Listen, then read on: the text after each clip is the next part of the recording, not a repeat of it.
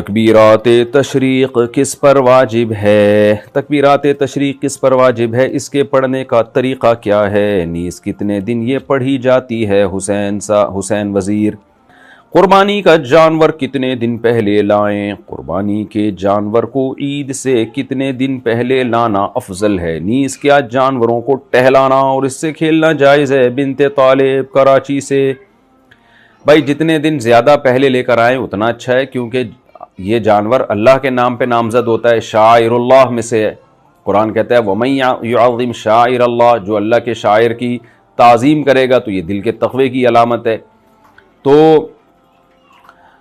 اس لیے شاعر اللہ میں سے ہے یہ قربانی کا جانور بھی، اور مسلمانوں کا ایک تہوار ہے، اسلام کا ایک اظہار ہے، تو اس لیے جتنے دن پہلے لے کر آئیں گے اتنا ثواب زیادہ ہوگا۔ لیکن ظاہر ہے شہری علاقوں میں لوگوں کے لیے صفائی کے مسائل ہوتے ہیں، تو اس لیے لوگ آخری دنوں میں لا رہے ہوتے ہیں، لیکن پہلے لائیں گے تو ثواب زیادہ ہوگا۔ اللہ سے پوری امید ہے اس کو کھلانے کا پلانے کا ثواب ملے گا۔ باقی جانور کو ٹہلائیں، کیوں نہیں ٹہلائیں بھائی، گھمائیں پھرائیں اس کو، کھیلنا بھی جائز ہے جانور سے، لیکن یہ کہ تنگ کرنا جانور کو جائز نہیں ہے۔ اس طرح سے کھیلنا کہ آپ کا کھیل ہو اور وہ جانور ٹینشن میں آ رہا ہو، تو یہ ٹھیک نہیں ہے۔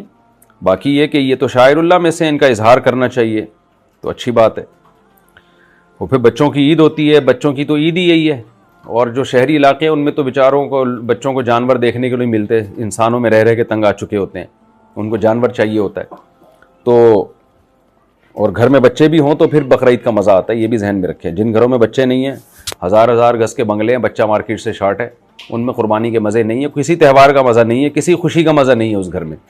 تو اس لیے بچے بھی پیدا کیا کریں اسپیڈ کے ساتھ، تاکہ آپ کا گھر بھرا ہو عید بقرعید اور تہواروں سے آپ لطف اندوز ہوں۔ رشتہ دار آپس میں ملتے ہیں، چچا، ماموں، خالہ، پھپھی، تایا، بھتیجے، بھانجے، بہویں، داماد، پوتے، نواسے، یہ خاندان ہوتا ہے، گدھوں گھوڑوں کے خاندان نہیں ہوتے۔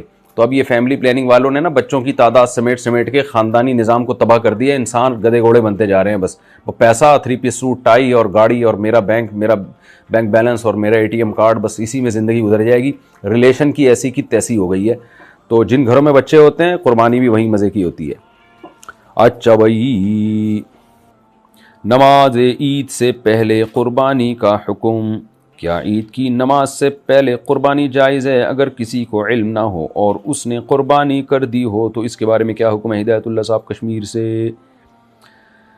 نماز عید سے پہلے قربانی جائز نہیں ہے۔ حدیث میں آتا ہے کہ جس نے نماز عید سے پہلے قربانی کر دی تو وہ قربانی نہیں ہے، وہ جانور کا گوشت ہے، کھا لے، بس عید کے بعد دوبارہ کرنی پڑے گی۔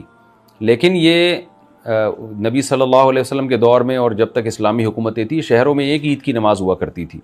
اب بہت ساری عید کی نمازیں ہو گئی ہیں، تو اب کون سی نماز مراد ہے؟ تو جس شہر میں آپ رہتے ہیں اس میں کہیں بھی اگر عید کی نماز ہو گئی تو بے شک آپ نے عید کی نماز نہ بھی پڑھی ہو، تو کہیں بھی عید کی نماز ہو گئی تو اس کے بعد قربانی درست ہو جائے گی، لیکن خلاف سنت ہے بہرحال یہ۔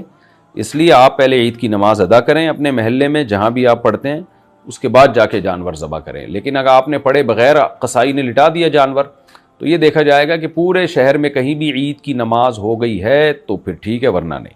اب مثال پشاور کی دیتا ہوں، کیونکہ کل میرا جمعے کا بیان ہے پشاور میں، تو میری روانگی ہے ابھی صبح انشاءاللہ، تو اناؤنسمنٹ بھی ہو گئی، چلو اس بہانے وہ فیس بک پہ دیکھ لیں کہاں بیان ہے۔ اب پشاور میں فرض کر لیں کہ میں فرض بھی نہیں کر سکتا کیونکہ مجھے پتہ نہیں پشاور میں فجر کا ٹائم کیا چل رہا ہے، بس کہیں بھی نماز ہو گئی پشاور میں تو کسی نے بھی ذبح کر دیا جانور نماز سے پہلے، تو اب خود نماز پڑھنے سے پہلے، لیکن کہیں پورے شہر میں نماز ہو گئی ہو تو قربانی ہو جائے گی۔ لیکن پورے پشاور شہر میں کہیں بھی عید کی نماز نہ ہوئی ہو اور کسی پشاور والے بھائی نے پہلے ہی قربانی کر دی اندھیرے میں ہی، تو پھر جائز نہیں ہے۔ لیکن میں نے دوبارہ ریپیٹ کر دیتا ہوں کہ یہ ہے بہرحال خلاف سنت۔ آپ نے جب قربانی کرنی ہو تو آپ پہلے عید کی نماز پڑھ لیں پھر قربانی کریں۔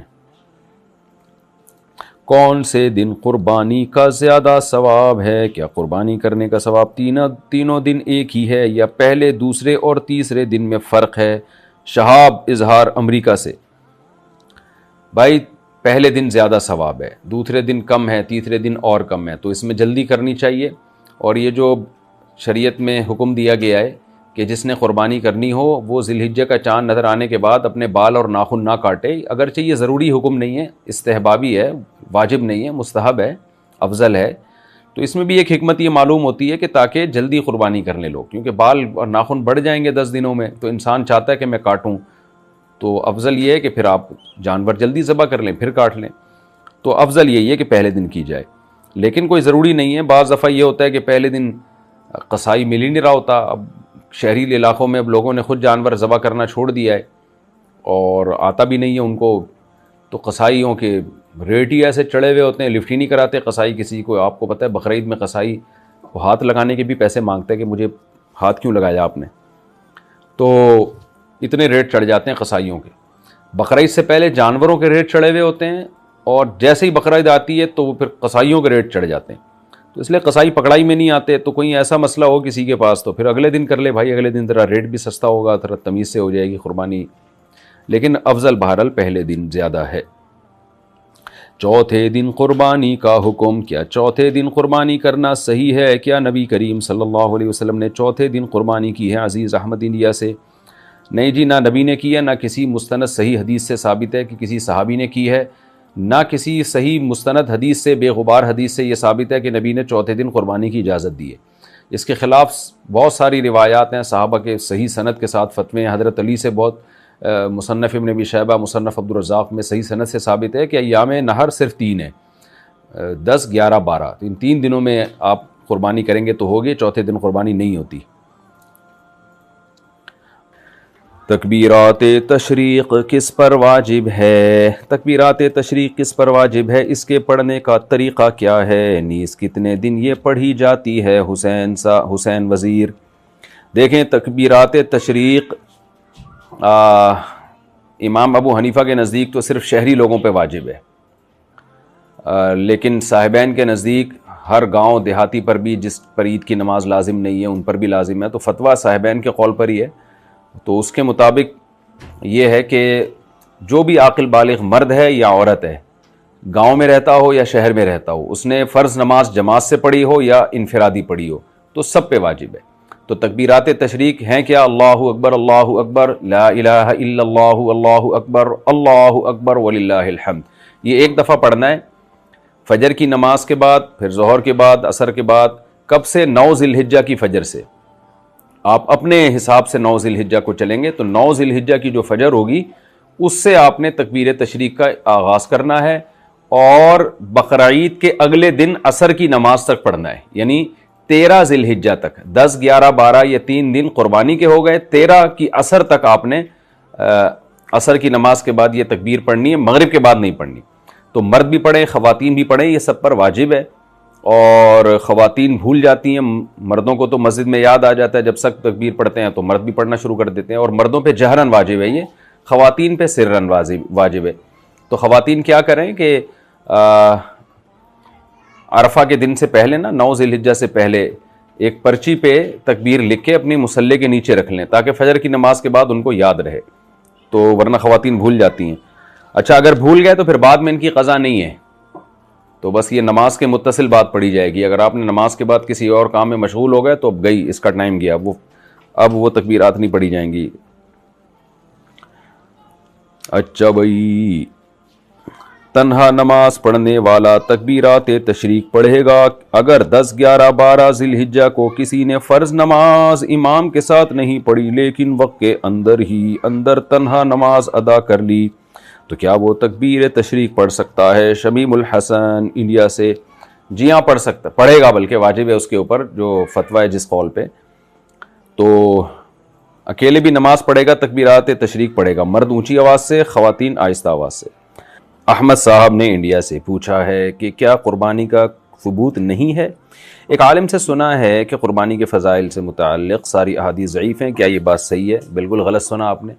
سب سے پہلے تو قربانی کا حکم قرآن میں ہے، انا اعطیناک الکوثر فصل لربک وانحر ان شانئک ھو الابتر، اے نبی ہم نے آپ کو کوثر عطا فرمائی، لہذا آپ نماز بھی پڑھیں اور قربانی بھی کریں، اور اس کا نتیجہ یہ نکلے گا کہ آپ جب یہ بدنی عبادت اور مالی عبادت یعنی نماز اور قربانی دونوں کریں گے تو ان شانئک ھو الابتر، ہم آپ سے وعدہ کرتے ہیں کہ آپ کا جو دشمن ہے وہ ختم ہو جائے گا، آپ کا نام قیامت تک باقی رہے گا۔ تو نہر تو اونٹ کی قربانی کو کہتے ہیں، تو اس میں اونٹ کی قربانی کا ذکر ہے۔ پھر صحیح حدیث ہے، اس میں میں حوالے نہیں دے رہا کہ بالکل علماء کے درمیان یہ تمام حدیث معروف ہیں، بخاری مسلم کی صحیح حدیث ہیں اور کتب حدیث بھری ہوئی ہیں اور اجماع امت ہے تواتر سے۔ بقرعید کہتے کس کو ہیں آپ خود سوچیں نا، اگر بقرعید میں قربانی نہ ہو تو پھر کیا ہے، وہ کس بات کی ہے؟ رمضان میں تو ہماری عید اس لیے ہوتی ہے کہ رمضان کے روزے ختم ہوئے ہیں، چلو بھائی اب خوشی مناؤ، روزے ختم ہو گئے۔ تو بقرعید میں اگر قربانی نہیں ہے تو پھر کس بات کی خوشی ہے؟ تو اسی بات کی خوشی ہے نا کہ ہم اللہ کے نام پہ جانور کاٹتے ہیں، ایک ہمیں عبادت کا ثواب ملتا ہے، ابراہیم علیہ السلام کی سنت کو ہم زندہ کرتے ہیں۔ صحیح حدیث میں صحابہ نے پوچھا یا رسول اللہ یہ قربانی کیا ہے؟ آپ نے فرمایا سنت ابیکم ابراہیم، تمہارے باپ ابراہیم کی سنت ہے۔ تو اس پر اتنی ساری احادیث ہیں کہ اس میں کوئی عالم اختلاف نہیں کرے گا جس کے پاس ذرہ برابر بھی تھوڑی سی بھی نالج ہوگی، جہاں کو ہر دھرم ضدی اور جس تو اس کا تو آپ کو پتہ ہے کوئی علاج نہیں۔ تواتر سے روایات ہیں، کوئی ایک دو روایتیں ہوتی تو ریفرنس دیا جاتا نا۔ بخاری اٹھا کے دیکھیں، مسلم دیکھیں، سنن ابو داؤد دیکھیں، سنن ترمذی دیکھیں، صحاح ستہ سب میں ہیں، اور پھر ان کے علاوہ مصنف ابن ابی شیبہ، مصنف عبدالرزاق، سنن بہقی، اور اس کے علاوہ بھی جتنی حدیث کی کتابیں ہیں سب میں پایا جاتا ہے۔ مسند ابی اعلیٰ ہے، مسند احمد ہے، سب میں ہے کہ نبی صلی اللہ علیہ وسلم نے ہر سال قربانی کی ہے، اور جب بھی آپ مدینہ گئے نا تو ہر سال آپ صلی اللہ علیہ وسلم نے قربانی کی۔ اور قرآن میں بھی آتا ہے لن ینال اللہ لحومها ولا دماؤها ولکن ینالہ التقوی منکم، تم جب جانور ذبح کرتے ہو تو اس کا خون اور گوشت اللہ کے پاس نہیں پہنچتا، تقوی پہنچتا ہے۔ تو اس کا مطلب اللہ جانور ذبح کرنے کا ہی تو کہہ رہے ہیں۔ اور پھر حدیث میں ہے کہ من وجد ساعة لأن يضحي فلم يضحي فلا يقربن مصلانا، آپ صلی اللہ علیہ وسلم نے فرمایا جس کے پاس استطاعت تھی قربانی کی اور اس نے پھر بھی قربانی نہیں کی، وہ ہماری عیدگاہ کے قریب بھی نہ پھٹکے۔ تو ناصر البانی رحمہ اللہ نے اس حدیث کو حسن قرار دیا۔ آگے چلتے ہیں، قربانی اور زکوٰۃ کے نصاب میں کیا فرق ہے؟ اچھا، یہ تو سوال ہو چکا ہے پچھلے اس میں، یہ بتا چکا ہوں، میں دوبارہ ریپیٹ کر دیتا ہوں۔ قربانی کا نصاب 5 چیزیں ہیں، زکوٰۃ کا 4 چیزیں۔ زکوٰۃ میں دیکھا جاتا ہے سونا، چاندی، نقدی، مال تجارت، اور قربانی میں 5ویں چیز بھی ضرورت سے زائد سامان۔ تو 5 چیزوں کا مجموعہ 52.5 تولہ چاندی کے برابر ہو، قرض بھی نہ ہو، قرض مائنس کر کے، اور جو راشن واشن کے ضروری خرچے، گیس بجلی کے ضروری خرچے نکال کے اگر اتنی رقم بچ رہی ہے تو قربانی واجب ہے۔ تفصیل کے لیے پچھلا جو مسائل کا سیشن تھا نا اس کو دیکھ لیں، اس میں تفصیل سے بتا دیا میں نے۔ آگے چلتے ہیں ہم، عقیقے کے جانور کی کیا شرائط ہیں؟ بچوں کا عقیقہ کرنے کے لیے جانور کی کیا شرائط ہیں؟ کیا 2 بچوں کا عقیقہ بڑے جانوروں سے ہو سکتا ہے؟ فخر ملک: جی بالکل ہو سکتا ہے، بڑے نہیں چھوٹے جانوروں سے بھی ہو سکتا ہے، یعنی چھوٹے سے مراد گائے چھوٹی ہو لیکن 2 سال کی ہو۔ بکرا تو اس میں تو ظاہر حصہ نہیں ڈالا جا سکتا، ایک بکرا یا تو عقیقے کا کریں یا قربانی کا کریں، لیکن گائے میں حصہ یا اونٹ میں حصہ ڈالا جا سکتا ہے۔ تو آپ ایسا کر سکتے ہیں کہ گائے کا ایک حصہ بقرعید والی قربانی اور ایک حصہ بچی کا عقیقہ اور 2 حصے بیٹے کا عقیقہ، تو ایک ہی گائے میں یہ ہو سکتا ہے۔ بقرعید کی رات عبادت کی فضیلت، کیا 9 ذی الحجہ یا شب بقرعید کی عبادت کی فضیلت ثابت ہے؟ تنویر خان: دیکھیں یہ جو جتنی بھی روایات ہیں نا جن میں آتا ہے کہ عید کی راتوں کی عبادت کی فضیلت، جس کو لیلۃ الجائزہ کہا جاتا ہے، یہ اس میں کوئی مستند صحیح حدیث ہمارے پاس موجود نہیں ہے۔ تو اس پر میرا تفصیلی بیان ہے، وہ آپ میرے چینل پہ یا کہیں بھی سرچ کر کے آپ سن سکتے ہیں۔ جو میرا دوسرا چینل ہے مفتی طارق مسعود اسپیچز، اس پہ آپ سن سکتے ہیں، لکھ دیں کہ آپ عید کی راتوں کی فضیلت، تو پوری تفصیل میں بات آ جائے گی۔ تو اختلافی مسئلہ ہے، بعض علماء کے نزدیک بہت فضیلت ہے بقرعید کی رات کی بھی اور عید کی رات کی بھی عبادت کی، لیکن اس بارے میں کوئی ایک صحیح مستند روایت موجود نہیں ہے ہمارے پاس، بہت ہی کمزور روایتیں ہیں۔ تو اس لیے بعض علماء اس کے قائل ہیں کہ اس کی حیثیت نہیں ہے، تو ہمارا رجحان بھی اسی طرف ہے، کوئی مستند چیز نہیں ملتی اس بارے میں ہمیں، لیکن تفصیلی کلپ آپ وہ دیکھ سکتے ہیں، اس میں آپ کو جواب مل جائے گا۔ قربانی کا گوشت بیچنے کا حکم، قربانی کرنے والے نے جو گوشت غریب اور رشتہ دار کو دیا ہے، کیا وہ لوگ یہ گوشت بیچ کر کھا سکتے ہیں یا نہیں؟ نور محمد مکہ مکرمہ سے۔ دیکھیں جس نے قربانی کی ہے وہ تو قربانی کا گوشت بیچ بھی نہیں سکتا اور قصائی کو اجرت میں بھی نہیں دے سکتا کہ تم یہ جانور ذبح کرو تو پیسے بھی دوں گا اور اتنی بوٹیاں بھی دوں گا، یہ جائز نہیں ہے۔ تو وہ تو کھائے یا صدقہ کرے یا کھلائے پبلک کو، اس کے علاوہ اس کے پاس کوئی آپشن نہیں ہے۔ لیکن جس کو دے دیا، صدقہ کر دیا، تو پھر اس کے لیے جائز ہے کہ آگے وہ اس کو کھا بھی سکتا ہے، بیچ بھی سکتا ہے۔ بہتر یہی ہے کہ کھائیں، اس کو بیچ کیوں رہے ہو بھائی؟ اللہ میاں کی طرف سے ضیافت ہے، وہ کیا اس کو بھی آپ کاروبار بنا رہے ہو؟ خیر جائز ہے، لیکن جس نے قربانی کی ہے اس کے لیے بہرحال جائز نہیں ہے کہ اس کو بیچے، وہ کھائے یا کھلائے بس۔ اچھا بیچنا بھی اس کے لیے جائز ہے جس کو مالک بنا دیا ہو قربانی کرنے والے نے۔ ایسا نہ ہو کہ آپ کو گھر میں بلایا یا دسترخوان لگایا یا گوشت رکھ دیا کہ بھئی کھاؤ، آپ نے کیا کیا، بریانی جو ہے نا جو قربانی کے گوشت سے بنی ہوئی تھی چوپر میں ڈال کے سائڈ میں بیچنا شروع کر دی، کیونکہ وہ اباحت ہوتی ہے۔ اباحت الگ چیز ہے، تملیک الگ چیز ہے۔ تملیک کا مطلب یہ ہوتا ہے کہ آپ کو شاپر میں ڈال کے قربانی کا گوشت دے دیا، مالک بنا دیا، جو مرضی کرنا ہے کرو، تو پھر اس میں غریب آدمی بیچ بھی دے، کوئی حرج نہیں ہے۔ لیکن ایک ہوتا ہے اباحت۔ اباحت کا مطلب ہے کہ آپ کے لیے کھانا بنا کے دیا قربانی کے گوشت کا، بھئی کھاؤ بیٹھ کے، یہ کھانا میرا ہے لیکن آپ لوگ کھاؤ۔ کیا مطلب؟ اباحت کا مطلب آپ کے لیے جائز کر دیا کہ کھا سکتے ہو۔ آپ نے وہاں سائڈ پہ جو ہے نا شاپر بھر کے بیچنا شروع کر دیا، یہ جائز نہیں ہے، کیونکہ جو کھلانے والا ہے اس کی منشا یہ نہیں ہوتی کہ آپ اس کو بیچیں، وہ تو آپ کو کھلانے کے لیے دے رہا ہے آپ کو، نہ کہ بزنس کے لیے۔ اس کی مثال ایسے جیسے ہم ہوٹلوں میں جاتے ہیں نا تو کھانا کھلاتے ہیں، بعض دفعہ غریبوں کو ہم نے دیکھا ہے، بھائی چل بھائی 2 نہاری اس غریب کے لیے بھی لیا، وہ غریب کیا کر رہا ہوتا ہے، نہاری چھپڑ میں ڈال کے باہر بیچ رہا ہوتا ہے، تو اس پہ آدمی کو غصہ آتا ہے، یار میں نے تیرا پیٹ بھرنے کے لیے تجھے کھلانے کے لیے نہاری دی ہے، تو نے اسی کو بزنس بنا لیا۔ اچھا میرے بھائی، قربانی کا گوشت 3 حصوں میں تقسیم کرنا، قربانی کے گوشت کو 3 حصوں میں یعنی اپنے علاوہ رشتہ دار اور غریبوں میں تقسیم کرنا لازم ہے۔ یا سارا گوشت خود بھی رکھ سکتے ہیں۔ بنت طالب کراچی سے، سارا گوشت خود بھی رکھ سکتے ہیں، لیکن مالدار کے لیے بہتر ہے، جو پورے سال گوشت کھاتے رہتے ہیں ان کے لیے بہتر ہے 1/3، 1/3 صدقہ کر دیں، 2/3 کھا لیں اور مہمانوں کی دعوت بھی کریں، اس میں سے جو رشتہ داروں کی دعوت کریں یا جو ہے وہ ان کو کھلائیں، تو غریبوں میں 1/3 جو ہے وہ صدقہ کر دینا افضل ہے، کیونکہ قرآن مجید میں آتا ہے فَكُلُوا مِنْهَا وَأَطْعِمُوا الْبَائِسَ الْفَقِيرَ، خود بھی کھاؤ غریبوں کو بھی کھلاؤ، تو 1/3 غریبوں کو کھلا دیں، 2/3 خود کھا لیں۔ اب خود جب کھاتے ہیں تو دعوتیں تو ہوتی ہیں تو رشتہ داروں کا بھی حصہ اس میں خود بخود نکل ہی آتا ہے، لیکن جو آدمی غریب ہے، جس بیچارے کو پورا سال گوشت کھانے کو مشکل سے ملتا ہے، یعنی ملتا تو ہے لیکن کم ملتا ہے، اور اس کے بچے بھی زیادہ ہیں، اہل و عیال ہیں اس کے لیے افضل یہی ہے کہ وہ اپنے بچوں کو پہلے ترجیح دے اور وہ سارا گوشت خود رکھ لے، کیونکہ دوسرے غریبوں سے اپنے بچوں کو ترجیح دینا یہ زیادہ ضروری ہے۔ تو اپنے بچوں کو پورے سال آپ گوشت کھلائیں، یعنی پورے سال تو نہیں چلے گا قربانی کا گوشت، ظاہر ہے وہ ذائقہ ہی خراب ہو جاتا ہے، یعنی پورا خود رکھ لیں۔ تو غریب آدمی جس کے اہل و عیال ہوں وہ اس کو لیے افضل ہے کہ وہ خود رکھے سارا گوشت، صدقہ نہ کرے، تاکہ اپنے بچوں کا پیٹ بھرے، وہ بچوں کو گوشت کھانے کو ملے۔ اچھا میرے بھائی، کان کٹا ہو، سینگ کٹی ہو یا دم کٹی ہو تو قربانی کا حکم کیا؟ ایسے جانور کی قربانی درست ہوگی جس جانور کا ایک کان کٹ گیا ہو، یا اس کا ایک سینگ آدھا کٹا ہوا ہو، یا اس کی دم آدھی کٹی ہوئی ہو۔ ساجد صاحب کشمیر سے، جی آدھی سے زیادہ دم کٹی ہوئی ہے، یا آدھی سے زیادہ کان کٹا ہوا ہے، یا آدھے سے نہیں، سینگ کا تو کچھ نہیں ہے، بس کان آدھے سے زیادہ یا دم آدھے سے زیادہ کٹی ہوئی ہو تو پھر قربانی جائز نہیں ہے۔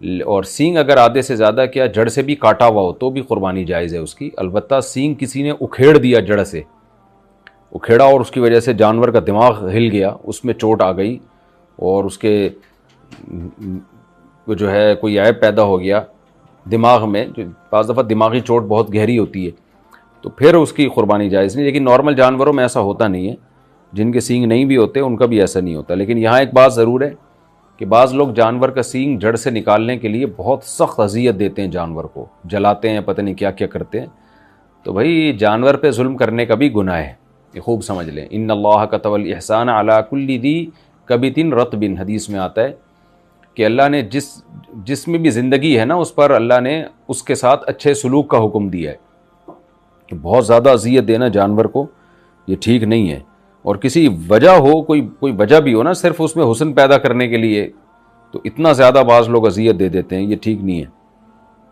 لیکن قربانی ہو جائے گی۔ قربانی کا جانور مر جائے یا گم ہو جائے تو کیا کریں؟ نفلی قربانی کرنے والے کا جانور ہلاک ہو جائے، گم ہو جائے تو کیا کریں؟ دیکھیں، نفلی قربانی کرنے والے کا جانور یعنی جس پہ قربانی واجب نہیں تھی، اگر گم ہو گیا یا ہلاک ہو گیا تو اس پہ قربانی دوبارہ لازم نہیں ہے، لیکن مالدار پہ لازم ہے، جس کے پر قربانی واجب تھی تو اس پر لازم ہے کہ وہ دوبارہ خریدے، دوبارہ قربانی کرے۔ نبی صلی اللہ علیہ وسلم نے فرمایا، جس نے ایک فکر بنا لی نا کہ میرا اصل ہدف کیا ہے، آخرت، اصل ہدف وہ ہے. تو آپ صلی اللہ علیہ وسلم نے فرمایا اللہ اس کی ساری فکروں کو سمیٹ دے گا, اور جس نے ایک آخرت کی فکر کو فکر نہیں بنایا اس کی فکریں بکھیر دے گا اللہ تعالیٰ. اتنی ٹینشنیں ہوں گی نا اس کے اوپر, اتنی پریشانیاں, اتنی ٹینشنیں, اسے پتہ ہی نہیں چلے گا کہ میرا اصل کامیابی کہتے کس کو ہے, اس کو یہی نہیں پتا چلے گا. سکون کے پیچھے بھاگتا رہے گا پاگلوں کی طرح, اور جیسے جیسے عمر بڑھے گی نا سکون اس سے اتنا ہی دور ہوتا چلا جائے گا. دیکھو دنیا پرس آدمی جس نے آخرت کو ہدف نہ بنایا ہو, اس کی نظر میں کامیابی کی ڈیفینیشن کیا ہے؟ مال مل جائے اور شہرت اور عزت. کیا خیال ہے؟ یہ تین چیزیں مل جائیں, یہی ہے نا؟ اور ان تینوں چیزوں سے مقصد کیا ہے؟ سکون ہوگا. یہ اس کو لذت ان تین چیزوں میں ہوتی ہے. مال سے کیا ہوگا؟ عیاشی کرے گا. ایسا ہی ہے نا؟ اب مجھے ایک بات بتاؤ, ایک آپ کے پاس جو تھے عیاشی کے پیسے نہیں تھے, صحت ہے عیاشی کے لائق. ایک آدمی آپ کو کہے کہ یہ 1 کروڑ روپے میں تمہیں دے رہا ہوں نائٹ کلب میں جا کے عیاشی کرنا, لیکن یہ 1 کروڑ روپے لوگے نا, اس میں ایک فالٹ یہ ہے کہ جو یہ پیسے لے گا اس میں طاقت ختم ہو جائے گی عیاشی کی. اب آپ لوگے وہ پیسے, بولو گے بھائی فائدہ کیا جب میرے. اور آسان مثال, آپ کو پستے کھانے کا بہت شوق تھا, میں مثال بھی وہ دیتا ہوں جس کا مجھے شوق ہوتا ہے. خیر, پستے کھانے کا بہت شوق تھا, کسی نے کہا کہ یہ پستہ میں آپ کے لیے ارینج کر رہا ہوں, روزانہ آپ کو اتنا پستہ مل جائے گا, لیکن نہ دانت رہیں گے چبانے کے قابل اور نہ آپ کے معدے میں طاقت ہوگی کہ اس کو ہضم کر سکو. تو ایسا پستہ قبول ہوگا آپ کو؟ بولو گے ایسے پستے کا میں کیا کروں گا جس کو میں چبا بھی نہیں سکتا اور جس کو میں پیٹ میں. تو پستہ تو ملے گا, لیکن وہ پستہ آپ کی خوشی میں اضافہ نہیں کرے گا بلکہ غم میں اضافہ کر دے گا الٹا, کہ یار ایسے ٹائم پہ ملا کہ جب پیٹ میں آنت نہیں اور منہ میں دانت نہیں. ہوتا یہ ہے کہ دنیا پرس آدمی جو دنیا کو ہدف بناتا ہے تو ایک وقت تک تو اللہ اگر چاہے اس کو عیاشی مل جاتی ہے, لیکن 2 خوف اس پر ایسے مسلط ہوتے ہیں نا جو اسے گھن کی طرح, دیمک کی طرح چاٹتے ہیں اس کو. ایک بڑھاپا اور ایک موت کا خوف. یہ 2 خوف اللہ نے ایسے لگا دیے جس سے کوئی انسان بچ نہیں سکتا. یعنی قرآن کے الفاظ دیکھو, وَلَوْ كُنْتُمْ فِي بُرُوجٍ مُشَيَّدَةٍ, مضبوط قلعوں کے اندر بند ہو جاؤ گے بھی نا تو بھی آپ بیٹھے بیٹھے مر جاتے ہو. آپ نے کتنے گارڈ رکھ لیے, ہارٹ اٹیک سے مر گئے. گارڈ آپ کو ہارٹ اٹیک سے تھوڑی بچا سکتا ہے. گردے فیل ہو گئے, ایکسیڈنٹ ہو گیا, جہاز کریش ہو گیا, ٹرین کا حادثہ ہو گیا, کیا امریکہ میں نہیں لوگ مرتے؟ کیا جاپان میں نہیں لوگ مرتے؟ تو یہ موت کا خوف اللہ اس کے اوپر مسلط کرتے ہیں ہر وقت. یہ خوف کہ یار مر گیا تو کیا ہوگا, مر گیا تو, کیونکہ میں نے دیکھا ہے لوگوں میں. دوسرا بڑھاپا. دوسرا کیا ہے؟ جیسے ہی بوڑھے ہوتے ہیں نا یہ لوگ ساتھ چھوڑنا شروع کر دیتے ہیں, کیونکہ وہ بوڑھا بیچارہ کسی کو کیا انٹرٹین کرے گا. آپ کے پوتے نواسے ہیں تو وہ تو کسی, آج کل تو وہ بھی نہیں پوچھتے بے دین جو ہوتے ہیں. تو اس جوانی ختم, وہ دولت ہے لیکن نہ کھا سکتے ہیں, نہ پہن سکتے ہیں, نہ پی سکتے ہیں, اور آہستہ آہستہ وہ بڑھاپا بتا رہا ہوتا ہے کہ اب تیرا ٹائم آ گیا. یہ 2 خوف انسان کو ایسا مارتے ہیں نا, ایسا ٹینشن دیتے ہیں کہ یہ مصنوعی خوشیاں لے رہے ہوتے ہیں. ہم نے جو اوریجنل خوش ہے نا وہ صرف اللہ والوں کو ہی دیکھا ہے. اچھا, بہت سے لوگ یہ سمجھتے ہیں کہ ہم خوش ہیں, ہمیں کوئی پریشانی نہیں, ہم تو بڑی لائف کو انجوائے کر رہے ہیں. ایسا ہوتا نہیں ہے. انہوں نے خوش لوگ دیکھے نہیں ہوتے, اصل میں اپنی جیسی ٹینشنوں میں گھرے ہوئے لوگ دیکھے ہوتے ہیں, تو وہ سمجھتے ہیں کہ خوشی اسی کا نام ہے. تو کبھی کچھ ٹینشن فری لوگوں کے ساتھ ٹائم گزارے نا, ہم نے گزارا ہے, اس لیے میں کہہ رہا ہوں. ہم نے کالج کا دور بھی دیکھا ہے اور مدرسے میں بزرگوں کے ساتھ بھی ٹائم گزارا ہے, تو دونوں کو کمپیئر کیا ہے ہم نے. کچھ نہ ہوتے ہوئے بھی خوش ہیں اور وہ طبقہ سب کچھ ہوتا ہوا بھی پریشان ہے. ایک آدمی پیدا لنگڑوں میں ہوا, سارے لنگڑے تھے, سارے لنگڑے تھے. اب اسے کوئی بیان کر رہے کہ ابے ایک ٹانگ لگوا لے, بڑا فائدہ ہوتا ہے, بھاگتا ہے, دوڑتا ہے اور چلتا ہے, بڑا فائدہ. وہ کہے کہ کیا ہو, میں تو بالکل نارمل ہوں. اسے نارمل کیوں اپنے آپ کو کہہ رہا ہے کہ اس نے دیکھے, جتنے بھی دیکھے وہ سارے اپنے جیسے لنگڑے ہی دیکھے ہیں. اس بیچارے کو پتہ ہی نہیں کہ کوئی 2 ٹانگوں والے بھی ہوتے ہیں, اتنی اسپیڈ سے دوڑ سکتے ہیں وہ. تو آج لوگ اتنی ٹینشنوں میں, اتنی پریشانیوں میں گھرے ہوئے ہیں کہ ان کو بھول گئے ہیں کہ ٹینشن فری زندگی بھی کوئی چیز ہوتی ہے, خوشی والی زندگی بھی کوئی چیز ہوتی ہے. یہ ان کی زندگی سے یہ نکل گئی ہے یہ چیز. اتنی پریشانیاں ہیں, وہ سمجھتے ہیں یہی نارمل لائف ہے. تبھی ہر تھوڑے دن 2 دن بعد نیند کی گولی کھا رہے ہوتے ہیں, ڈپریشن کی گولیاں کھا رہے ہوتے ہیں, سائیکیٹرسٹ سائیکولوجسٹ کے پاس جا رہے ہوتے ہیں, 20 قسم کے درجنوں مسائل پالے ہوئے ہیں. تو مجھے تو جو دنیا دار لوگ ہیں نا ان میں بیٹھ کے اندازہ ہوتا ہے کہ بھائی ان بیچاروں کو پتہ ہی نہیں ہے کہ اصل میں ریلیکس ہونا کسے کہتے ہیں. شراب پی کے جو سکون ملتا ہے وہ سکون تھوڑی ہے بھائی, وہ تو وقتی طور پر ریلیکس ہو گئے آپ وقتی طور پر ایک تھوڑا سا آپ کو وہ مل گیا، اس کو سکون تھوڑی کہتے ہیں. تو خیر کہاں سے کام میں، تو یہ ٹاپک نہیں تھا لیکن ہم کدھر کو نکل لیے. تو مسلمان کیا کرتا ہے، قرآن کیا کہتا ہے، ان الانسان خلق ہلوعا اذا مسہ الشر جزوعا. جو صحیح مسلمان نہیں ہے، جس کا اللہ پہ ایمان نہیں ہے، وہ کامیاب لائف گزار ہی نہیں سکتا. جب اسے غم ہوتا ہے ڈپریشن میں جاتا ہے، اور خوشی ہوتی ہے تو اترانے لگتا ہے. دیکھا ہے آپ نے ابھی بھی بہت سے لوگ جن کو خوشی ہوئی دوسروں کو نیچا دکھانا شروع کر دیتے ہیں. مشہور ہے نا کہ جب نئی نئی دولت آتی ہے تو انسان اوقات سے باہر نکل جاتا ہے. ایک انڈین شاعرہ ہے، اس کا بڑا اچھا شعر ہے، اکثر میں سناتا رہتا ہوں کہ جو خاندانی رئیس ہیں وہ مزاج رکھتے ہیں نرم اپنا.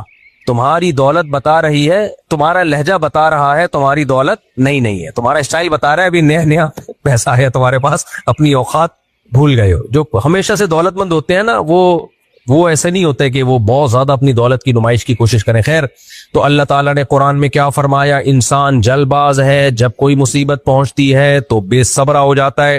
دیکھو غم کی یہ جو، میں بھی کچھ لوگوں کو سائیکیٹرسٹ یا سائیکولوجسٹ کے پاس جانے کا مشورہ دیتا ہوں، حالانکہ وہ دیندار ہوتے ہیں. آپ کی نا بے سکونی کی دو وجہ ہوتی ہیں. ایک وجہ تو نیچرل ہے، وہ سب کو ہو سکتی ہے، آپ کی نیند ہی نہیں ہوئی. آپ کتنے بھی خوش مزاج ہو، اگر نیند ہی نہیں ہو رہی تو آپ ظاہر ہے ٹینشن میں جاؤ گے. وہ تو چاہے نیک ہو برا ہو، پریشانی ہوگی اس کو. یا بعض دفعہ دماغ کا کوئی کیمیکل ہی آگے پیچھے ہو گیا، موروثی بھی ہوتا ہے یہ. تو ایسے موقع پہ تو نیند کی گولی بھی کھا سکتا ہے انسان، ڈپریشن کی دوا بھی کھا سکتا ہے. یہ کوئی بے دینی کی بات نہیں ہے، یہ اس کی علامت نہیں کہ بندہ بے دین ہے. کیونکہ ظاہر ہے دماغ بھی ایک مادی چیز ہے نا، اس میں جو کیمیکل آؤٹ ہو گئے، اوپر نیچے ہو گئے، وہ تو سیٹنگ پہ ڈاکٹر لے کر آئے گا نا. ابے کسی کا گھٹنا ٹوٹ گیا تو ڈاکٹر لا کے سیٹنگ پہ لائے گا نا. تو دماغ بھی الٹا سیدھا ہو گیا تو اس کو کون لے کر آئے گا سیٹنگ پہ؟ ڈاکٹر. وہ تو نیچرل ہے، وہ کسی کے ساتھ بھی ہو سکتا ہے. آپ مسلسل سفر کی وجہ سے تھکاوٹ ہے، آپ کی نیند نہیں ہو رہی، تو نیند کی گولی کھا لینے میں کوئی حرج نہیں ہو. تو ڈاکٹر کا ٹاپک ہے، ڈاکٹر بتائے گا. لیکن میں جنرلی ایک بات کر رہا ہوں، آج کل جو سائیکیٹرسٹ یا سائیکولوجسٹ کے پاس لوگ جا رہے ہیں نا، جن ٹینشنوں کی وجہ سے، وہ بے دینی کی وجہ سے ہیں. نیند کی گولیاں جو کھا رہے ہیں ان کا اصل علاج دین ہے. سمجھتے ہو کہ نہیں سمجھتے؟ وہ سفر کی تھکاوٹیں نہیں ہیں، وہ خامخواہ کی ڈپریشن ہے، کچھ بھی نہیں ہے پھر بھی ٹینشن میں ہے. اور اس ٹینشن کی بیس کیا ہے؟ دنیا کی محبت. غم میں یہ سوچتا نہیں ہے کہ یہ اللہ نے دی ہے. بھائی اللہ کو مجھ پہ طاقت ہے، انا للہ و انا الیہ راجعون. ہم اللہ کے لیے، اور ہم نے لوٹ کر کس کی طرف جانا ہے؟ اللہ کی طرف. جن چیزوں پہ غم ہونا چاہیے ان پہ تو ہو نہیں رہا. بھائی غم تو ہونا چاہیے گناہ پہ. آپ سے کوئی، آپ آخرت میں کیا جواب دو گے؟ دیکھو جب طلبہ کے پیپر ہوتے ہیں، انہیں سب سے بڑا غم کس بات کا ہوتا ہے؟ پیپر میں کامیاب ہو جائیں. جیسے بیٹھے ہوتے ہیں نا پڑھنے والے، ہمیں یاد ہے امتحان جب آنے والے ہوتے تھے کتنی دماغ پہ کھچاؤ ہوتا تھا کہ یار کب ہماری ان امتحانات سے جان چھوٹے گی. کتنا دماغ پہ ایک اسٹریس ہوتی ہے، کھچاؤ ہوتا ہے. تو اس سے بڑا امتحان کب آنے والا ہے؟ آخرت میں. اس کا تو کھچاؤ ہے ہی نہیں، کچھ بھی نہیں ہے، یعنی ٹینشن ہی نہیں ہے اس کی ذرا سی بھی. بہت ڈینجرس چیز ہے بھائی. جو آپ میرے اور آپ کے سامنے اتنا بڑا امتحان کا دن کھڑا ہوا ہے، اس کے بارے میں کبھی سوچتے ہی نہیں ہے. تو اللہ نے کہا کہ جو اس آخرت کا نہیں سوچے گا نا، اس کو دنیا کی ٹینشنوں میں ڈالوں گا، پھر میں بیسیوں ٹینشنوں میں ڈالوں گا میں. اس لیے نبی نے فرمایا اپنی ٹینشن کو سمیٹ کے کہاں لے آؤ؟ آخرت میں. تبھی نبی صلی اللہ علیہ وسلم نے دعا بھی سکھائی. آپ نے فرمایا وَلَا تَجْعَلْ مُصِيبَتَنَا فِي دِينِنَا وَلَا تَجْعَلِ الدُّنْيَا أَكْبَرَ هَمِّنَا. اے اللہ اگر کوئی مصیبت ہمارے مقدر میں لکھی ہوئی بھی ہے تو ہمارے دین کو بچا لینا اس سے. اس مصیبت سے ہماری دنیا کا نقصان ہو جائے، دین کا نقصان نہ ہو. بعض مصیبتیں ایسی ہوتی ہیں آدمی دین سے ہی جاتا ہے، اس سے دین کا نقصان نہ ہو. اور وَلَا تَجْعَلِ الدُّنْيَا أَكْبَرَ هَمِّنَا، یہ بہت اہم دعا ہے. یہ دعا مانگا کریں، خود اس دعا سے ہی دل کی کافی اصلاح ہو جائے گی. ہمارے نبی نے جو ہمیں دعائیں سکھائی ہیں نا، وہ دعائیں مانگنے سے بھی کافی دل ٹھیک ہو جاتا ہے انسان کا. مناجات مقبولہ کے نام سے دعاؤں کی ایک کتاب ہے، انٹرنیٹ پہ بھی مل جائے گی، ڈاؤن لوڈ کر سکتے ہیں آپ، PDF فارم میں مل جائے گی. اور ویسے کتابوں، کسی بھی کتاب لائبریری میں جائیں تو مل جاتی ہے وہ. اس میں کیا کیا ہے حضرت مولانا اشرف علی تھانوی رحمہ اللہ تعالیٰ نے قرآن و حدیث میں جتنی دعائیں ہیں نا، ان کو ایک چھوٹے سے کتابچے میں جمع کر دیا ہے. اب وہ تو بہت زیادہ ہو گئی ہیں، کیسے مانگے انسان روزانہ اتنی دعائیں؟ تو ان کو 7 حصوں میں ڈیوائیڈ کر دیا ہے. سمجھ رہے ہو کہ نہیں سمجھ رہے؟ 7 حصوں میں ڈیوائیڈ کر دیا ہے. اور اس کو آسانی کے لیے نام دے دیا ہفتے کے دن، اتوار کے دن، پیر کے دن، منگل کے دن، بدھ کے دن، جمعرات کے دن اور جمعے کے دن. تو 7 حصوں میں ڈیوائیڈ ہونے سے وہ مختصر ہو گئی ہیں. تو اس سے فائدہ یہ ہوتا ہے کہ اگر آپ وہ خرید لیں یا ڈاؤن لوڈ کر لیں تو اس میں روزانہ آپ وہ دعائیں مانگیں. ان کا ترجمے والی بھی مل جاتی ہے وہ. تو آپ جب وہ دعائیں مانگیں گے نا آپ کو، تو دعا سے ہی آپ کو لگے گا کہ میرا دل ٹھیک ہو رہا ہے. دیکھو جب کسی سے آپ منگوائیں نا کہ یہ مانگو، تو یہ احساس اس کے اندر پیدا ہوتا ہے تھوڑے دنوں میں کہ مانگنے کی چیز اصل میں یہ ہے، میں غلط چیز مانگتا رہا ہوں اب تک. فوکس تو مجھے اس چیز کو کرنا چاہیے. آپ نے اپنے بچے کے ذمہ لگا دیا کہ بیٹا، یا لوگوں نے اس کو موٹیویٹ کیا کہ امریکہ کا ویزا مانگو، وہ مانگتا رہے گا، ایک دن اس کے دل میں یہ چیز بیٹھ جائے گی کہ دنیا میں کامیاب وہی ہے جس کو امریکہ کا ویزا مل جائے، باقی سارے کیا ہیں، وہ پکوڑے بیچ رہے ہیں، باقی سارے بے وقوف ہیں. بیٹھے گا کہ نہیں ٹرینڈ چلتا ہے نا کسی چیز کا، ہر ایک کو ایک چیز پہ لگا دیا آپ نے، تو اس سے کیا ہوگا، ان کے دل میں اس چیز کی اہمیت بیٹھ جائے گی. ہمارے ایک جاننے والے مجھے ایئرپورٹ پہ ملے، پٹھان لڑکا تھا سوات کا، پتہ نہیں 8-10 سال کو کئی ڈنگی لگا کے گیا ہوگا یورپ، 8-10 سال گھوم پہ گھاس کھا کے واپس آ گیا نا. تو مجھے دبئی کے یا قطر کے، ابھی مجھے یاد نہیں، ایئرپورٹ پہ ملا، کریکٹڈ فلائٹ تھی. میں نے کہا کیا ہوا کیسے؟ کہتا ہے یار میں پتہ نہیں کہاں گیا ہوں، اٹلی گیا ہوں، UK گیا ہوں، ڈنکی لگا کے گیا تھا، اللہ نے بچا لیا. 8 سال کہہ رہے چھک مار کے واپس آ رہا ہوں، میری توبہ جو میں کبھی دوبارہ جاؤں. تو میں نے کہا گئے کیوں تھے؟ کہہ رہے گئے اس لیے کہ ایک دماغ میں نا نوجوانوں کے بیٹھا ہوا ہے، جو اٹلی چلا گیا، جو یورپ چلا گیا، جو یونان چلا گیا، جو UK چلا گیا، وہ بس جنت کے باغوں میں ٹہل رہا ہے. تو دماغ میں نا ایک، بھائی کسی نوجوان سے بھی پوچھے نا، وہ بتا رہا ہو کہ میں یورپ جا رہا ہوں، دوسرے کے دل میں ایک کھلبلی سے، ابے تو یورپ جا رہا ہے، ہم ادھر ہی انڈا موڑ پہ بیٹھے ہوئے ہیں یار. ایک عجیب سا دماغ میں نا بنا لیا ہے. بھائی اگر کچھ بھی نہیں آتا تو جاپان بھی چلا جا، امریکہ چلا جا، وہاں بھی رگڑے ہی لگیں گے تیرے. دنیا میں ہر جگہ قدر ہوتی ہے. آپ کو آتا کیا ہے، کرے گا کیا؟ آپ نوجوان سے پوچھے وہاں جا کے کرے گا کیا. میرے پاس لوگ آتے ہیں، مصعب آپ کے اتنے تعلقات ہو گئے، آپ مجھے امریکہ بھجوا دیں. میں کہتا ہوں اول تو ایسے تعلقات میں نہیں استعمال کرتا کہ کس کو یہاں بھیج دو، اس کو وہاں بھیج دو. لیکن بائی دا وے امریکہ جا کے آپ کیا کرو گے؟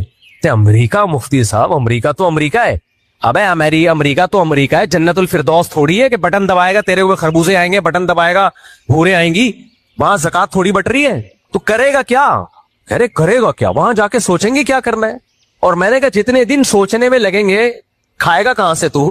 کھلائے گا کون تجھے وہاں پہ؟ وہاں تو، یہاں تو پھر بھی لوگ اس زکات وکات جو ہے نا، لنگر لگے ہوئے ہیں یہاں پہ الحمدللہ. بالکل یہ پہنچ کر دی ہے قوم کو نا، لنگر لگے ہوئے ہیں یہاں پہ. وہاں یہ لنگر ونگر آپ کو نہیں ملیں گے. تو ہاں انہوں نے پھر واقعات ہوتے ہیں، وہ فلاں گیا تھا تو دیکھو وہ کہیں نہ کہیں لگ گیا. بھائی 100 میں 2-4 لگ جاتے ہیں، تکے لگ جاتے ہیں، ورنہ دنیا میں اس سے بڑا بے وقوف کوئی نہیں ہے. آتا واتا کچھ بھی نہیں ہے اور چلا جائے کہ وہاں جا کے سوچیں گے. تو کیوں سوچو گے وہاں جا کے؟ بھائی پہلے تو آپ یہاں سے کوئی لنک بناؤ، کوئی دیکھو کوئی آپ کو جاب مل رہی ہے، اور پھر وہ بندہ بھی ایماندار ہے. تو وہ مجھے وہ یاد آئے، سوات کا بندہ گھوم گھام کے 8-10 سال لگا کے واپس آیا اور کان پکڑ کے کہتا ہے میری توبہ جو میں نے زندگی یہاں پہ برباد کی ہے. تو میں نے کہا گئے کیوں تھے؟ تو گئے اس لیے تھے کہ ٹرینڈ چل رہا تھا، یہ جو باہر جاتا ہے وہ کیا ہوتا ہے؟ کامیاب. تو اس سے ہمیں پتا چلتا ہے بھائی جس چیز کا ٹرینڈ چلتا ہے، جو چیز زبانوں پہ ہوتی ہے، جو چیز سنی جاتی ہے، صحیح ہو یا غلط ہو، بہرحال اس کی اہمیت دل کے اندر بیٹھتی ہے. تو مناجات مقبولہ میں جو دعائیں ہیں، جب آپ پڑھیں گے نا بار بار اللہ سے وہ چیزیں مانگیں گے، تو آپ کے حق میں وہ ٹرینڈ چل پڑا ہے. آپ کو پتا چل جائے گا بھائی مانگنے کی چیز تو یہ تھی، میں کیا مانگتا رہا ہوں آج تک. اصل تو اس چیز کو فوکس کرنا چاہیے. تو اس میں ایک دعا ہے، لا تجعل الدنیا اکبر ہمنا. مجھے بڑا مزہ آتا ہے یہ دعا مانگنے میں. اے اللہ دنیا کو ہماری بڑی فکر نہ بنا دینا، اتنا گھٹیا نہ بنانا ہمیں. میں تو ایک چیز دنیا کے بارے میں سوچتا ہوں، حضرت عمر نے لکھا تھا نا انگوٹھی پہ، کفا بالموتی واعظا، موت نصیحت کے لیے کافی ہے. حقیقت ہے موت نصیحت کے لیے کافی ہے. ہم سب 8 سے 50 سال کے بعد یہ بیان ہوگا یہاں پہ، 50 سال کے بعد نہ میں ہوں گا نہ آپ، ہم سب لیٹے. اور اگر میں ہوا بھی نا تو آپ کہوں گے کاش نہ ہوتے تو زیادہ اچھا تھا. بات کرتے ہیں، کھانستے زیادہ ہیں. گھنٹہ ہو گیا یہاں بیٹھے ہوئے، 2 گھنٹے بعد بابا جی یہاں پہنچے ہیں بیان میں، اور کھانس زیادہ رہے ہیں اور بیان کم کر رہے ہیں. اور 4 شادیوں کی تو بات ہی نہیں کر رہے، پتہ نہیں کیا ہو گیا. 100 سال میں کون بات کرے گا 4؟ کیا خیال، پتہ نہیں کیا ہو گیا مفتی صاحب. اور آپ 50 سال پہلے کے بیان سنو اور آج کے سنو، بہت فرق آ گیا. وہ مفتی رہے نہیں ہے. تو اتنی جلدی موت آتی ہے بھائی، کچھ پتا نہیں ہے کون کب نکل جائے پتلی گلی سے. تو یہ چیزیں سوچتے رہنا چاہیے تاکہ یہ دنیا کو ہم عذاب بنا کے اپنے اوپر مسلط نہ کریں. اور یہ جو کامیاب لوگوں کی ویڈیوز ہیں نا، اتنی دولت کما لی اور یہ کر لیا، ان سے کبھی متاثر ہونے کی ضرورت نہیں ہے. یہ قارون ہے جو خزانے لے کے گھومتا تھا، دنیا کو دکھاتا تھا. تو لوگوں نے کہا واہ اتنی دولت اتنی دولت. تو اہل علم نے کیا کہا؟ قرآن کہتا ہے وہی لکم، تباہ ہو جاؤ بھائی، اس پہ کیا مر رہے ہو، سب چھن جانے والی چیز ہے.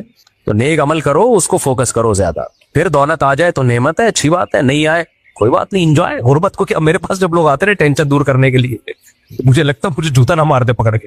مجھے لگتا ہے کہ مجھے میں اس کو بتا رہا ہوتا ہوں نا, وہ سمجھتا ہے کہ جب یہ پریشان ہو گیا تو میں اس کو نسخہ بتاؤں گا پریشانی دور کرنے کا, میں اس کو طریقہ بتاؤں گا, یعنی اس کے جو چیز یہ چاہتا ہے اس کو مل جائے یہ بتاؤں گا میں اس کو. جیسے پیسے نہیں ہیں تو وہ اس کا خیال ہے مفتی صاحب ایک بزنس بتائیں گے جس سے نوٹ چھاپنے کی مشین بن جائے گا یہ, تو اس سے میری ٹینشن کیا ہو جائے گی پھر دور. رشتہ نہیں ہو رہا, عشق ہو گیا ہے, شادی نہیں ہو رہی, تو میں اس کو طریقہ بتاؤں گا اس طریقے سے ہو جائے گی. تو میں کوئی طریقہ نہیں بتاتا, میں اسے یہ بتاتا ہوں کہ نہیں ہو رہی انجوائے کرو. کیا کرو, ٹینشن میں پیسے نہیں ہیں تو وہ آتا ہے اس امید پر کہ مفتی صاحب کو اتنے تجربے ہیں, تاجروں کے نمبر دیں گے اور یہ کریں گے اور وہ کریں گے, تو میں اس کو غربت میں انجوائے کرنے کے مشورے دینا شروع کر دیتا ہوں. تو بعض تو نیک ہوتے ہیں, سمجھ جاتے ہیں کہ یار خوش ہو کے جاتے ہیں, مفتی صاحب آپ نے ٹینشن کیا کر دی دور. تو ایسے ایسے نسخے بتاتا ہوں نا, آپ نہ کوئی مجھ پہ کوئی چڑھ دوڑو. تو وہ کہتے ہیں مفتی صاحب جب بے روزگار ہیں, مسئلہ بچوں کی فیسیں نہیں جا رہی, میں کہتا ہوں اسکول سے نکال لو, ٹینشن ختم. کیا کہہ رہے ہو مفتی صاحب, اسکول سے نکال لیں پھر کیا ہوگا, ٹماٹر بھی بیچیں گے اور کیا ہوگا. کیا کہہ رہے ہو مفتی صاحب, ٹماٹر بیچیں گے, کیا ہو گیا بھائی, یہ ٹماٹر جو بیچتے ہیں یہ ٹماٹر گرنیٹ بیچ رہے ہیں, کیا بیچ رہے ہیں, ٹماٹر ہی تو ہیں. تو وہ میں ایکسٹریم پہ لے جاتا ہوں اس کو نا, پھر کیا ہوگا, پھر کیا ہوگا, پھر کیا ہوگا, پھر کیا ہوگا. تو پھر میں اس کو ایک لطیفہ سناتا ہوں, آخر میں اینڈ ہوتا ہے وہ لطیفہ. میں کہتا ہوں بھائی تیرے دل میں دنیا کی محبت ہے, تو اگر سونے کے ڈلیاں بھی بیچے گا نا تو سکون میں. حقیقت ہے جو دنیا کو مسافر خانہ نہیں سمجھتا نا, وہ پاکستان کا صدر بن کے بھی ٹینشن میں ہی رہے گا, ٹینشن لے گا بھی, ٹینشن دے گا بھی. وہ تو دنیا کو مسافر خانہ سمجھے تو خوشی تو اس کی زندگی میں ہے, ٹماٹر بیچ کے بھی خوش ہے, اور دولت آئے گی تو اور خوش ہو جائے گا وہ. دنیا نعمت انہی لوگوں کے لیے جو دنیا کو مسافر خانہ سمجھتے ہیں, خوشی صرف انہی کے نصیب میں ہوتی ہے. جو نہیں سمجھتے میرے بھائی, ان کی ساری ضرورتیں بھی پوری ہو جائیں وہ کم بخت خوش پھر بھی نہیں رہ سکتے. ان پر ایسی نحوست اللہ نے مسلط کی ہے, وہ دولت کے انبار بھی ہو جائیں گے نا, وہ کم بخت خوش نہیں ہوگا. تو کہاں سے کہاں بات چلے گی, بس وہ ایک لطیفہ سنا دو, بہت دفعہ سنا چکا ہوں, ایک اینڈ اچھا ہو جائے نا تاکہ بیان کا. وہ ایک آدمی تھا نا جو ٹینشن نہیں لیتے, ان کی مثال دے رہا ہوں. وہ ایک نوجوان نا سمندر کے کنارے پڑا ہوتا تھا, بنیان پہن کے لیٹا ہوا ہے. کوئی بزرگ آئے, کہنے لگے بیٹا کچھ پڑھ کیوں نہیں لیتے. کہتا ہے پھر کیا ہوگا, اچھا سگریٹ بھی پی رہا ہے, دھواں ناک سے بھی نکال رہا ہے, منہ سے بھی نکال رہا ہے, بیٹا کچھ پڑھ کیوں نہیں لیتے. انکل پڑھنے کے بعد کیا ہوگا, میں میٹرک کر رہا ہے. کتنے سال میری, 10 سال میں. انکل 10 سال میں میٹرک کیا, پھر کیا ہوگا. کہتے ہیں پھر 2 سال کرنا, انٹر ہو جائے گا. پھر کیا, پھر BA کر لینا. پھر کیا, پھر جی ماسٹرز کر لینا. پھر کیا, پھر جی یہ کر لینا, وہ کر لینا. 18-20 سال نکال دیے اس کے. انکل پھر کیا ہوگا, بیٹا پھر اچھی جاب ملے گی. انکل پھر کیا ہوگا, یار جاب ملے گی تو پھر شادی ہو جائے گی اچھی جگہ. انکل پھر کیا ہوگا, پھر بیٹا اولاد ہوگی تمہاری. پھر کیا ہوگا, بڑا گھر بنانا. پھر کیا ہوگا, لائف کو انجوائے کرنا. تو خیر ابھی کیا کر رہا ہوں میں, ابھی کیا کر رہا ہوں. انکل آپ جو طریقہ بتا رہے ہو نا, اس کو تو پتہ نہیں کتنا ٹائم لگے اور انجوائے ہو کہ نہ ہو, ہر مرحلے پر رکاوٹیں. ابھی کیا ہے, فری پاکٹ کا انجوائے. تو یہ غلط تھا, یہ ایسا نہیں کہ آپ بھی اسی طرح انجوائے کرنا شروع کر دیں. تو لیکن اتنی بات ضرور ہے کہ پریشانیاں دور کرنا, آپ کی حاجتیں پوری کرنا, یہ اللہ کے ہاتھ میں ہے, یہ آپ کے کہنے سے نہیں ہوگا. ہاں ٹینشن مسلط کرنا اس کا اللہ نے آپ کو اختیار دیا. دنیا کو مسافر خانہ سمجھنا شروع کر دو بھائی, تو غموں میں بھی خوشیاں, اور اگر مسافر خانہ نہیں سمجھتے تو خوشیوں میں بھی کیا غم. تو وہ دعاؤں کی کتاب لازمی خریدیں, صحیح ہے نا, اس میں بہت زبردست دعائیں ہیں. اس سے یہ پتا چلے گا کہ ہمیں مانگنا کیا ہے بھائی. تو آہستہ آہستہ دماغ بدلنا شروع ہو جائے گا کہ ہم جن چیزوں کو فوکس کر رہے ہیں وہ بھی ہیں لیکن وہ دوسرے درجے میں ہے. کہیں شادی کرنا چاہتے ہو تو دعائیں مانگ لو. کہ مذہبی لوگوں کی ایک الگ سے عجیب سی پہچان بن چکی ہے, اور چند رسومات ہیں جن کو نام دیا گیا ہے کہ یہ مذہب ہے. چند رسومات کو دیکھو, غیر مسلموں کی کوئی رسومات نہیں ہوتی. جو غیر مسلم سے میری مراد جو ایتھیسٹ ٹائپ کے ہوتے ہیں اور جو ملحد ہوتے ہیں یا لبرل ٹائپ کے ہوتے ہیں, ان کے کسی مہینے کے ساتھ کوئی رسم نہیں ہے. ان کا دعویٰ یہ ہے کہ ہم انسانیت پہ بلیو رکھتے ہیں, انسانیت, ہیومینٹی, کہ انسان کے لیے اچھا ہو. اسلام نے بھی اسی کو فوکس کیا الحمد سے لے کے والناس تک, لیکن اسلام نے اس کو بہت مضبوط انداز میں بیان کیا ہے. ہوائی نعرے نہیں لگائے ہیں اسلام نے, ہوائی باتیں نہیں کی ہیں کہ بس انسانیت, بلکہ اسلام نے بتایا کہ اسلام نام ہے ریلیشن کا. اللہ سے تمہارا ریلیشن مضبوط ہو کیونکہ اس نے تمہیں بنایا ہے, اس کے تم پر احسانات ہیں. پھر انسانوں کے ساتھ تمہارا ریلیشن مضبوط ہو. اس ٹاپک پہ تو میں کئی بار بات کر چکا ہوں, مختصر کر کے آگے چلتا ہوں کہ تمہارا انسانوں سے ریلیشن مضبوط ہو. اور پھر انسانوں میں سب سے پہلے آپ کے والدین ہیں, آپ کے بیوی بچے ہیں, آپ کے بہن بھائی ہیں, پڑوسیوں کے حقوق دیگر لوگوں سے زیادہ ہیں, جو آپ کا ہم سفر ہے اس کے حقوق دوسروں سے زیادہ ہیں. پھر حقوق میں یہ بھی ہے کہ آپ کی وراثت آپ کے جو بلڈ ریلیشن ہے ان کو ملے گی، خونی رشتوں کو ملے گی وراثت۔ پھر نان نفقہ کس کا کس کے اوپر ہے؟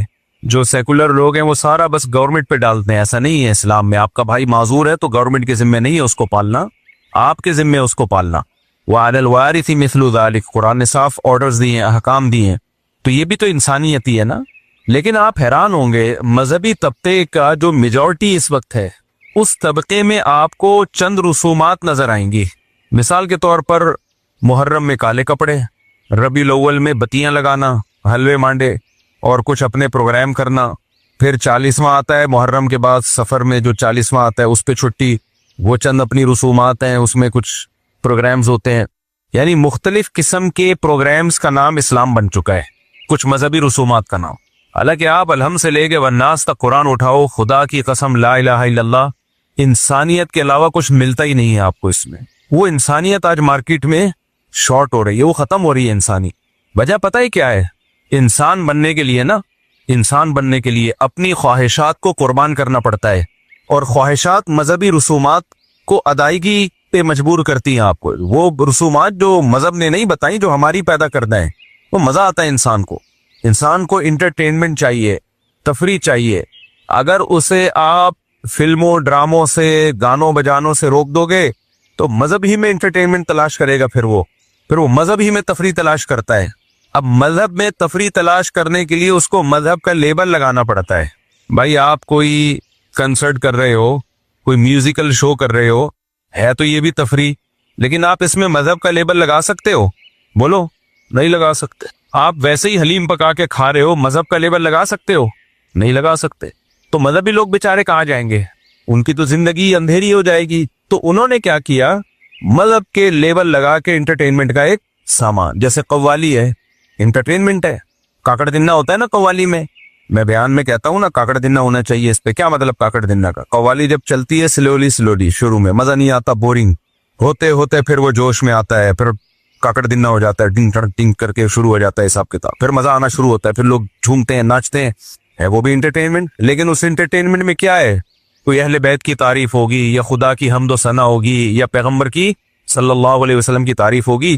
تو اب ہے انٹرٹینمنٹ، لیکن اس میں مذہب کا تڑکا لگانے کے لیے وہی میوزیکل پروگرام ہے، وہی میوزیکل شو ہے، وہی ہلنا جلنا ہے، تھرکنا ہے، جو انسان چاہتا ہے کہ تھوڑا سا کچھ مستی ہونی چاہیے۔ لیکن مذہب کا تڑکا لگانے کے لیے اس پہ اہل بیت کی تعریف ڈال دی، نبی کی تعریف ڈال دی، یا اللہ کی حمد و ثنا ڈال دی، تاکہ اس کو مذہب کا لیبل بھی لگ جائے اور مزہ بالی ووڈ والا آ جائے۔ مزہ کون سا ہے؟ وہی جو گانے بجانے اور تھرکنے میں آتا ہے۔ آج مذہب اسی چیز کا نام رہ گیا ہے۔ آپ تبلیغی جماعت کے بزرگوں کو جا کے دیکھو، کوئی زندگی میں نہ اس طرح کی انٹرٹینمنٹ نہیں ہے۔ آپ کو ایسا لگے گا دنیا میں سب سے زیادہ خوش کے لوگ ہیں، یہ خوش کے لوگ ہیں، لیکن راتیں زندہ ہیں تہجد سے، اشراق، اوابین، دعائیں، تلاوت، نماز، روزے۔ صحابہ کی سیرت دیکھ لو، آپ صحابہ کی آپ سیرت دیکھ لیں تو اس سیرت میں یہ ہمیں انٹرٹینمنٹ نظر نہیں آئے گی۔ جناب پروفیسر غامدی صاحب نے صحابہ کے دور میں کسی گلوکارہ کو ثابت کرنے کی کوشش کی ہے کہ مغنیاں تھی، وہ ناچ گانے کرتی تھی، حالانکہ وہ مغنیاں ترنم سے اشعار پڑھا کرتی تھی، تو اس کو انہوں نے گانے سے تعبیر کر دیا اور صحابہ کے دور کی سنگر